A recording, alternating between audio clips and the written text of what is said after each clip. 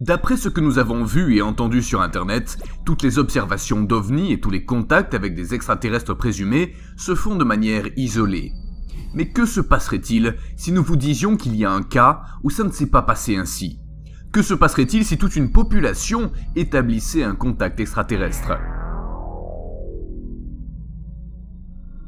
Écoutez bien, car c'est le cas d'une île du Brésil qui a été attaquée par des ovnis. Il s'agit de l'île de Colares, une petite communauté de pêcheurs brésiliens située près du delta de l'Amazone. C'est en 1977 que l'aide d'un escadron militaire dirigé par le capitaine Wirangue Holanda a été demandée. Il s'est avéré que des lumières étranges étaient fréquemment observées dans le ciel au-dessus de l'île. Au début, il s'agissait d'observations rares, comme celles dont nous entendons parler aujourd'hui. Mais après un certain temps, ces lumières ont commencé à se révéler hostiles aux indigènes. Les gens disaient que la nuit, ils pouvaient voir une forte lumière traverser les murs, quelque chose comme un laser très puissant, pointant sur leur pectoral gauche, où apparaissaient ensuite des brûlures et même de petites marques de piqûres comme des aiguilles. Le capitaine Wirangue Holanda était sceptique sur toute cette affaire, jusqu'au jour où lui et son équipe ont vu un objet voler juste au-dessus de la voiture dans laquelle il se trouvait. L'objet avait la forme d'une soucoupe et faisait un grand bruit comme un engrenage. En quelques instants, il a clignoté 5 fois avec une lumière jaune, puis il est devenu bleu et a disparu dans le ciel nocturne. Cela a suffi pour faire venir une équipe de spécialistes et de photographes sur l'île. Un registre des lumières mystérieuses a été tenu et plus de 300 personnes ont été interrogées. C'est au cours de cette enquête que Holanda a appris que les indigènes appelaient les ovnis des suceurs parce qu'ils croyaient qu'ils suçaient le sang, les victimes ayant souvent l'air faibles.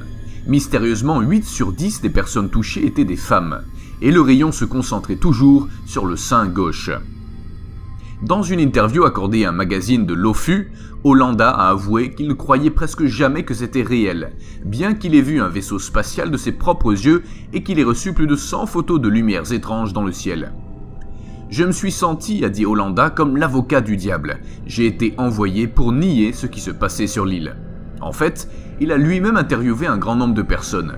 La plupart des histoires coïncidaient, mais certaines racontaient des choses hors du commun.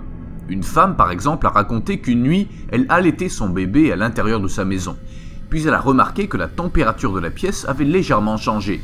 Puis les murs sont devenus rouge vif, et le plafond de toute la maison est devenu une sorte de verre à travers lequel on pouvait voir le ciel. C'est alors, dit-elle, que la lumière l'a attaquée. Le capitaine Holanda ne la croyait pas, mais même lui ne pouvait pas ignorer que la femme avait des brûlures devenues classiques sur son sein gauche, ainsi que les pointes des prétendues aiguilles. La seule explication que Holanda voyait, c'est que ces choses faisaient des prélèvements sanguins. Mais cela a été contredit lorsque les chiffres ont montré que 35 personnes avaient été gravement blessées et 2 tuées. Dans l'interview accordée au magazine UFO, Holanda a avoué qu'il n'avait pas pu obtenir de réels progrès au cours de son enquête. La seule chose qu'il pouvait faire pour aider la population était de l'évacuer, si bien que l'île est en grande partie inhabitée. Et vous savez le pire dans tout cela? Non pas que l'intervention de Holanda n'ait rien donné de substantiel, mais que 2 semaines après l'interview, il a été retrouvé mort, pendu à une poutre dans son appartement. Cependant, cette mort laisse beaucoup à désirer. Peut-être en a-t-il trop dit dans cette interview au magazine, ou bien il en savait plus que ce qu'il n'a dit. Un mystère qui ne pouvait être résolu que par Holanda lui-même, mais ce secret, il l'a emporté dans la tombe. Les îles sont des endroits où des choses étranges se produisent souvent, et si vous voulez savoir sur quelles îles se sont produites des choses vraiment effrayantes, voici la vidéo.